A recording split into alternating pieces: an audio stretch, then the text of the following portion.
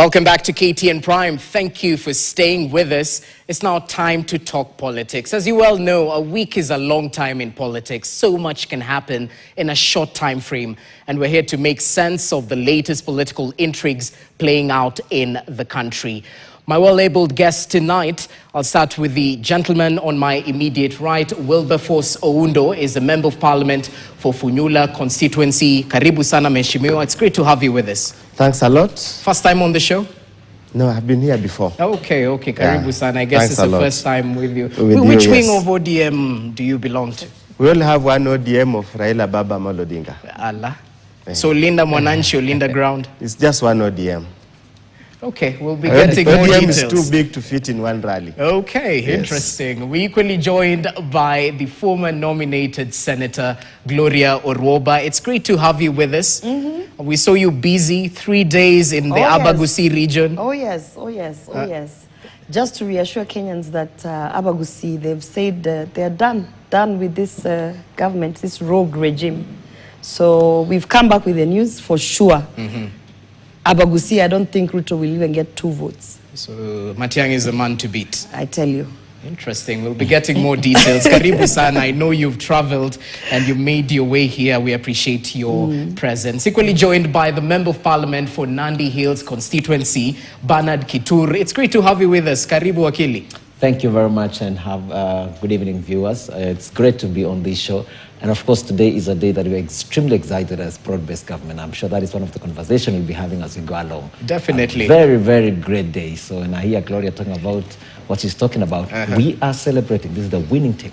Okay, interesting. How are the people of Nandi Hills? People of Nandi Hills are doing well. Yeah. We are doing great. Okay.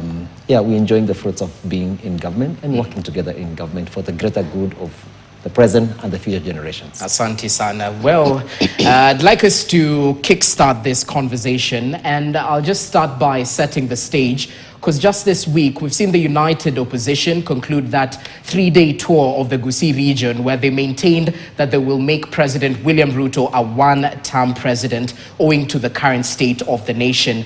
And as that transpired, President William Ruto continued with his development tour in Nairobi. Just yesterday, he was popularizing the 80 billion shilling cooperation agreement between the national government and the Nairobi City County government.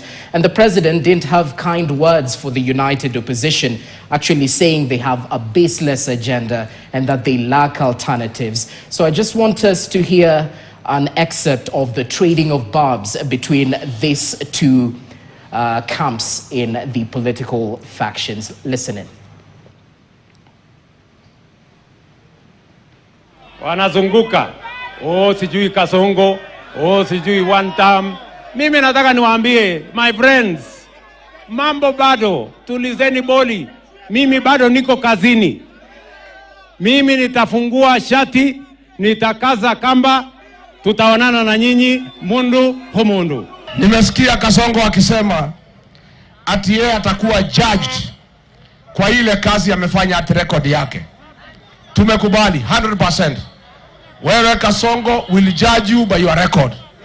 Record yako ya kwanza ambaye tutajibu naye ni kuteka watoto nyara na kuua hawa. That is your record. Your second record, you are the only president since independence.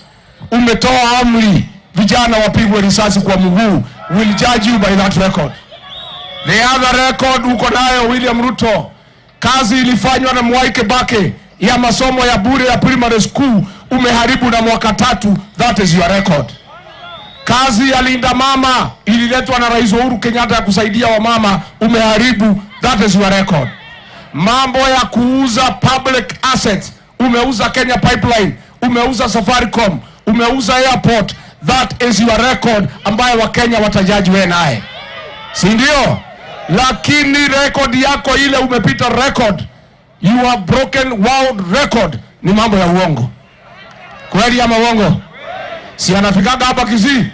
Kuna kazi amefanya? Ni muongo si muongo? That is the record Kenyans will judge you with. Interesting. Well, I'd like to begin with you, Gloria, because you were there during that particular meeting the people of Abagusi region. But even as you come in and reflect on the impact of that particular tour, the president says the opposition is rudderless without a substantive plan. Are you engaging in issue-based politics, or it's personality, tribal-based politics, as the president claims? By the way, personality politics plays a big role.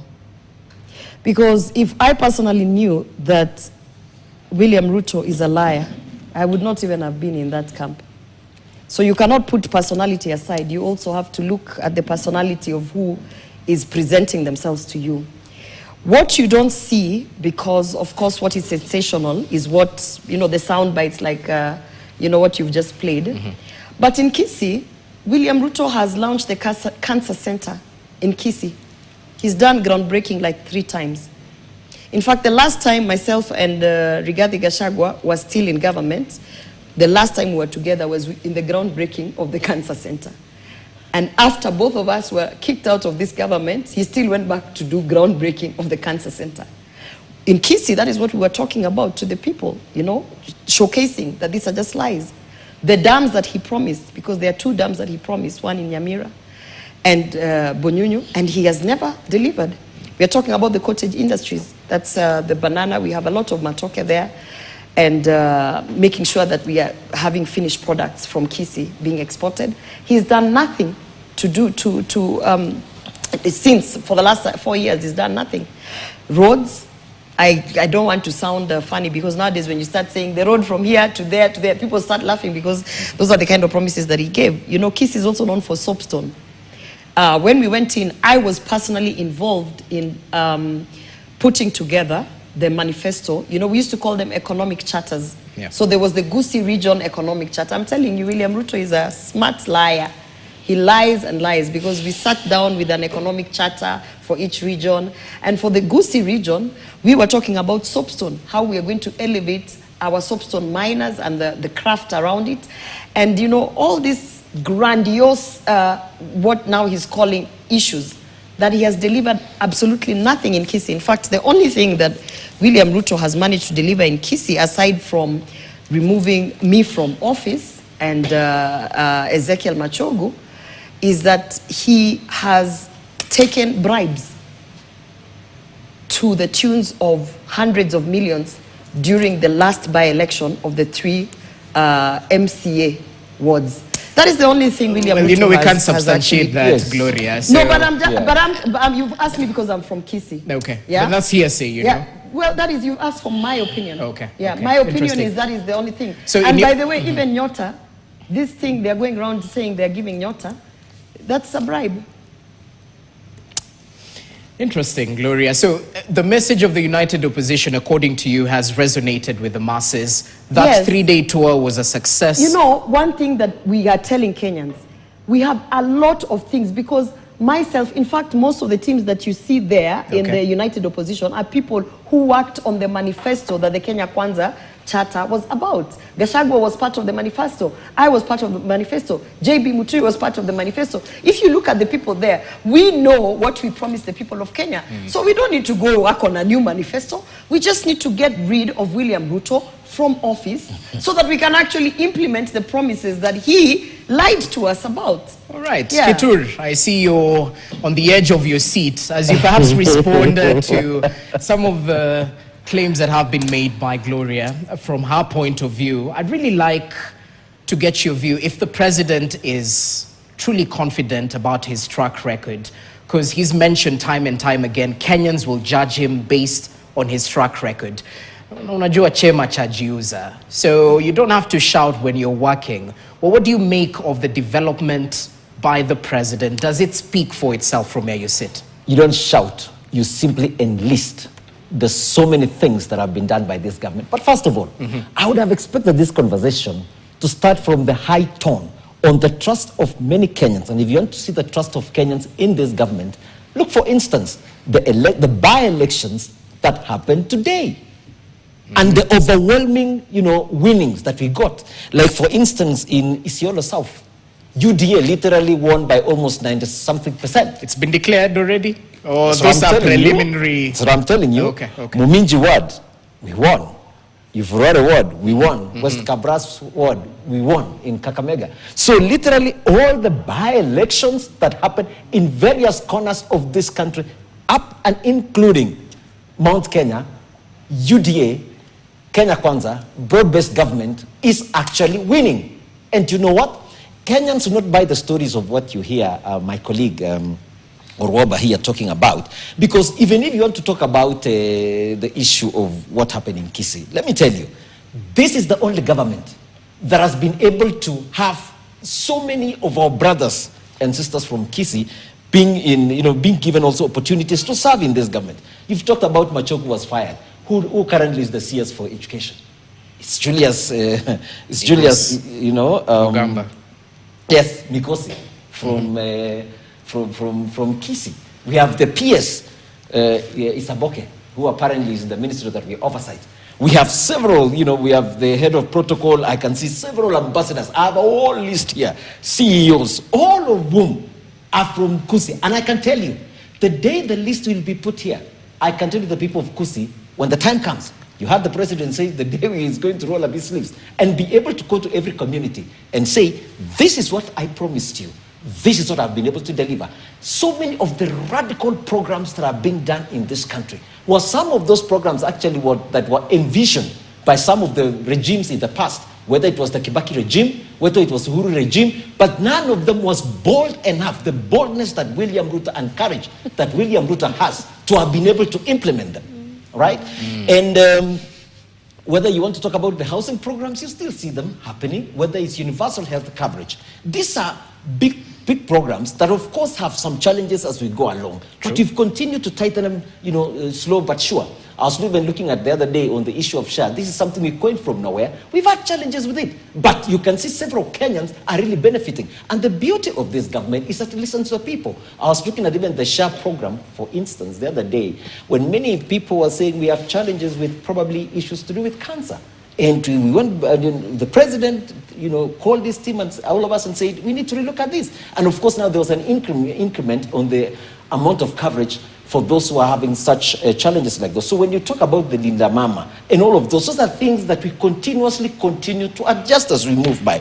So when the president has today said that when the time will come, I even heard somebody talk about the free education. This is the only government who has implemented the CBC. Whether you want to laugh or not, it is true. It is happening. I'm really it is trying a not new to comment. program. I had an opportunity to speak, so you better listen. Yes. We had a new program. Yeah. We had a new program. I mean, they're moving from 844 to Okay. CBC. Okay. This was a challenge, but we've been able to surmount it. Look at the universities, the funding models. Of course, we've had challenges. Most of over 23 universities were facing insolvency, but right now, slow but sure, they're getting back on their feet. So all these are A multitude of projects, ideas, plans, and everything they intended to implement in their first year in office. And it was very grandiose, very elaborate, and came with a lot of fanfare. Some were recorded in the plan, the so-called plan. Some were roadside declarations, and so many other things. Indeed, I like his statement that he will be judged solely by what he has achieved in the first 5 years vis-a-vis what he promised Kenyans. The jury is outside there. But when you listen to so many people, you listen to so many analysts, when you even take the plan and compare one by one what has been achieved so far, I would have no doubt at all, but probably out of 10, give it a 3 out of 10. Why is that? Let us just start with the very, very basics. The first thing, overall, they said they will not borrow. That Uhuru Kenyatta borrowed, and they will not saddle Kenyans with more debt that is going to make their cost of living high. As we stand here today, by the time President Uhuru Kenyatta was leaving office, the public debt was about 8.9 trillion. As we stand here today, 3 years down the line, is 12.5 trillion.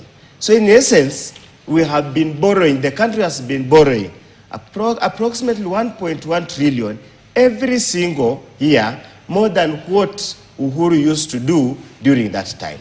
So that because of that borrowing, it has got far-reaching implication on the economy of Kenya. Secondly, they went along and touted they will increase the GDP growth rate to about 7 or 8% per annum. As we stand now, literally the Kenyan economy is in stagnation, or rather call it stagnation. Since he became the president, probably our growth rate has hovered around 3.8 to 4 point something. You cannot grow an economy. You cannot achieve progressive improvement in the welfare of the people if the economy gets stuck. Many of you who are much young, you might never have known. Many years back, we used to have those cassettes that we would put in a record player. So when it gets stuck, it just runs there, continuously playing the same song. We have been treated to the same propaganda, same rhetoric, same sloganeering, same car rooftop declarations. The question Kenyans are asking, when will we get down to work so that the welfare of the people of Kenya can improve? I asked one of the groups, the PSS. All right. For example, let's even take an example. Hustler Fund, or the Financial Inclusion Fund, as called, was touted as the deal breaker in terms of poverty alleviation. I want to face anybody in this country. Give me the statistics of poverty between 2022 and today, incidence of poverty, and tell me, has there been any change at all? Talk to any employed Kenyan. Compare the salary slip in 2022, take home, and the current take home. Then now we can start having a conversation based on sober, objective criteria. Let's stop politics. Let's stop sloganeering. Let's stop propaganda. We need to be very honest with the Kenyans, and let's have a sober and exhaustive discussion, because eventually, Ruto is a president, he will come and go. He will leave Kenyans. We will come and go. Others will come and take our places in leadership. We need not defend the indefensible. We must not have this attitude, see no evil, hear no evil. Much more has to be done. Unfortunately, Jesse, we only have one financial year. 2026, 2027. And this financial year, the focus is normally on election preparedness. You will not see much money being pumped into development. That has been the practice. I was in the 12th parliament, that's what we did. I know I followed the 11th parliament, that's exactly what we did. All right. As we stand here now, if you look at the BPS, budget policy statement, clearly indicates the amount of money committed to development has continuously shrunk. Even when CS Mbadi came to talk to us when we had the MP's retreat in Naivasha, he admitted the same. There's no way the country can grow and develop if the allocation towards development is mere around 18-20%. But we've seen efforts to establish the National Infrastructure Fund. Perhaps this has been touted as the silver bullet towards funding infrastructure development in the country. Is it? Briefly. Now, if infrastructure fund had to come in, because we made it very clear, the Privatization Act clearly states any process of privatization must go to a specific account and must be ring-fenced for a specific project or something like that. The only money that's coming into that infrastructure fund is the proceeds from Safaricom and proceeds from the sale of Kenya Pipeline Corporation. By the time all that funds is actualized and gets moving, we are talking about October, November. We might not have much time left for them, the Kenya Kwanza government, to achieve the grandiose plans they touted to people of Kenya, seduce people of Kenya to vote for them, hoping their Messiah sent by Almighty God to save us from destruction. Gloria, as you reflect on what has been said, we have to call out the instances of political intolerance. That ugly head is, bearing coming out time and time again, especially in opposition politics. Just yesterday, we heard from the CS of Interior, Kipchumba Murkomen, who actually lay the blame squarely on politicians, that before you organize functions, you get your goons, you get your gangs, in order perhaps to alleviate the numbers and give a show of might. Well, what would you say? Because you were there and you experienced the unfortunate incident in Kisii town. What exactly is happening, and are politicians to blame, or does the buck stop with the government? CS Murkomen should be the last person to tell anyone about anything to do with goons.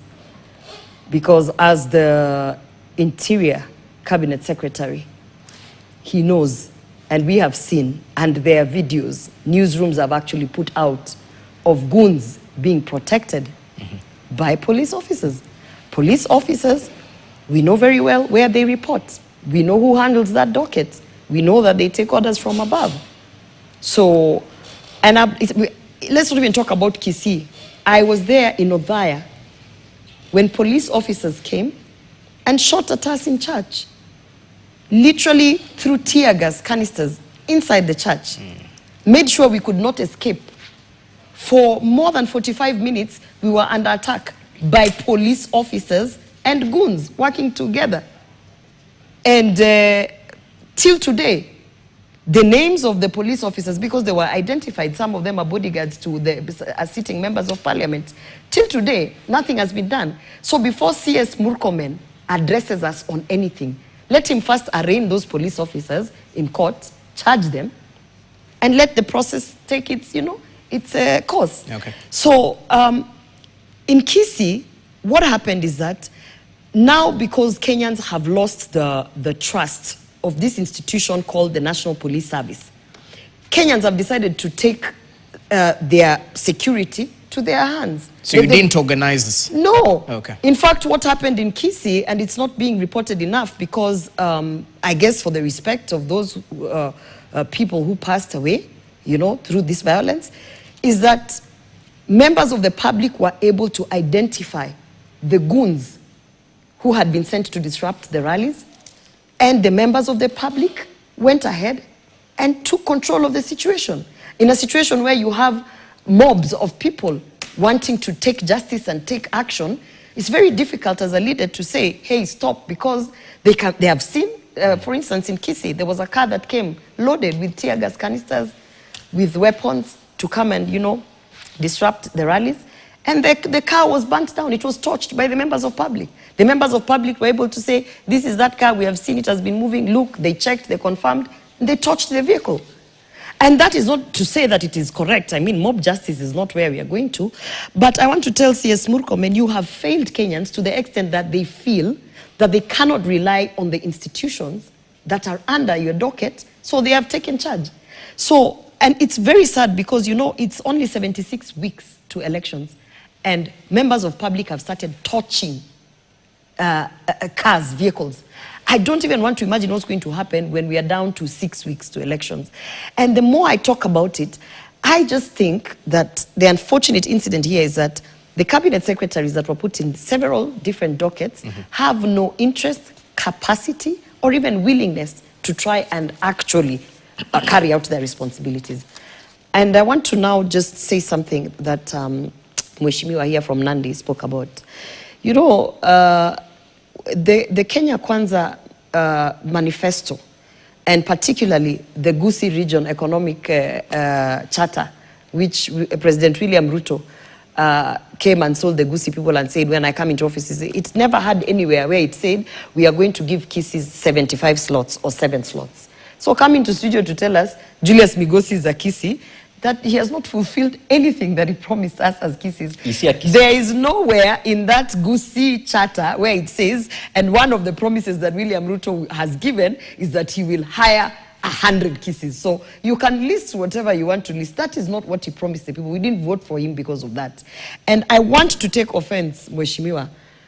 I do not want to sound very abrasive, but Mheshimiwa, Linda Mama is non-existent.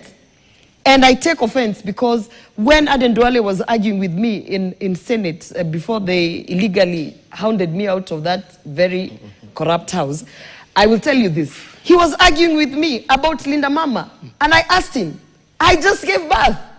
I have given birth.